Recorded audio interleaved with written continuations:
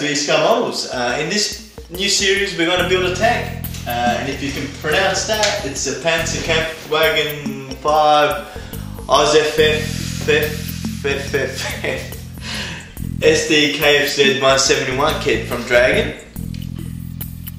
Now it's a pretty good kit actually, I've taken a look at it already, and it's going to give us a lot of opportunity to try our hands on some weathering techniques. So I'm looking forward to this one. I haven't built a lot of tanks, so I'm sure we're going to learn a whole lot as we go building this thing together.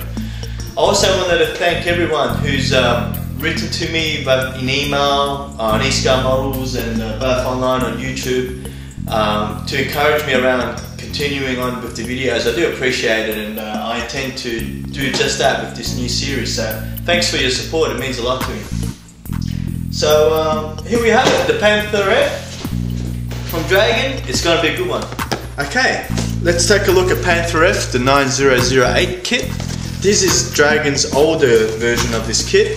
The newer one is labelled or marketed as a smart kit, which includes a middle gun barrel, some individual magic links they call them, and also a comprehensive photo etch set. And it's probably a truer representation of this tank, as we'll demonstrate in a little while. So what you get is comprehensive instruction booklet with paint callouts for Gunzy as well as artillery, and also markings and painting guide for one vehicle, which is fair enough considering that this Panther came out towards the very end of the war, and it's uncertain as to whether or not any of these saw the actual battle lines. So what you get from a moulding point of view is a very crisp, clean, not very much as far as plug holes or sink marks that are visible or will be visible during the build. I can't speak much on the point of accuracy as I'm not an expert in this, but from a moulding process it all looks pretty good. Now, one of the things I've heard or I've read people complaining about is the actual turret design. It appears that this particular turret is not true to the real Panther F turret, but I'm willing to overlook that. But I do believe that there is an aftermarket turret available for those who are interested in getting the best authenticity in their kits, but I think I'm going to stick to this one.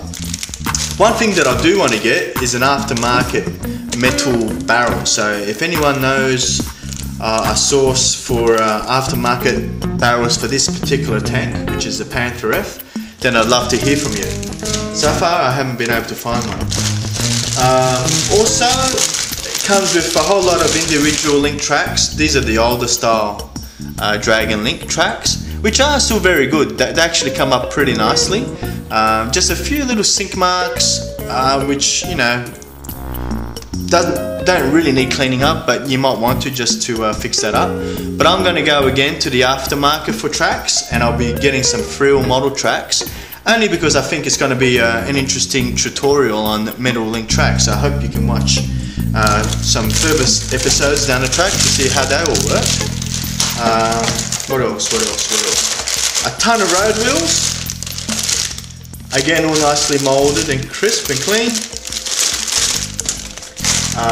A nice but somewhat small photo etch set for the engine grills,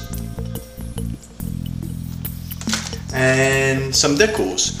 I'm also going to be going for some aftermarket transfers, again just to illustrate how you can go about applying transfers as opposed to decals. Now these look like they may have yellowed over time. The only way I know to fix that is to just sticky tape them to your window for a few days, just letting natural sunlight hit that for a few days, and you'll find that it'll bleach the yellow out and they'll become nice and crisp and white again. So hopefully that helps. Okay, so as far as aftermarket accessories, I want to be adding Verlinden Productions Panther engine, which is a Maybach HP 230 for this particular tank. Now, this is a resin product which looks really spectacular for a resin piece. Very nicely molded, crisp detail. It really is a fantastic looking thing. The only thing that really needs cleaning up is just a pour stud or pour plug here. So just cut that off with a photo etch set, and I'll demonstrate that in a few videos. So that's the Verlinden Production engine. Also from Verlinden, we'll put the tank transmission in there.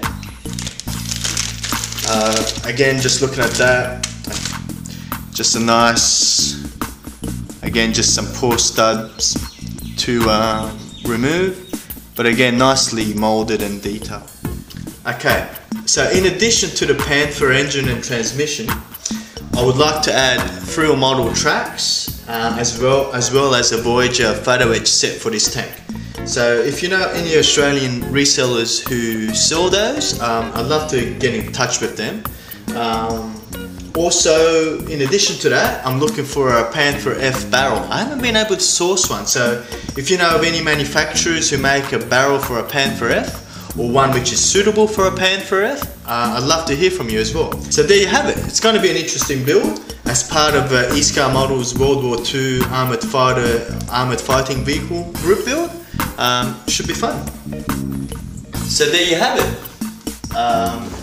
I'm hoping that even if you're not into tanks, you still will follow along, because there's going to be opportunities to highlight some really cool tricks around weathering, and you know that can apply to any kind of genre, sci-fi, cars, airplanes, anything really. So, and I'll need a lot of tips and tricks, and I'm hoping that some of the experts out there in building this type of tank or this type of model can you know, follow along, and I'll try to listen to what you have to say to help me along with this one. Cheers guys, see you soon.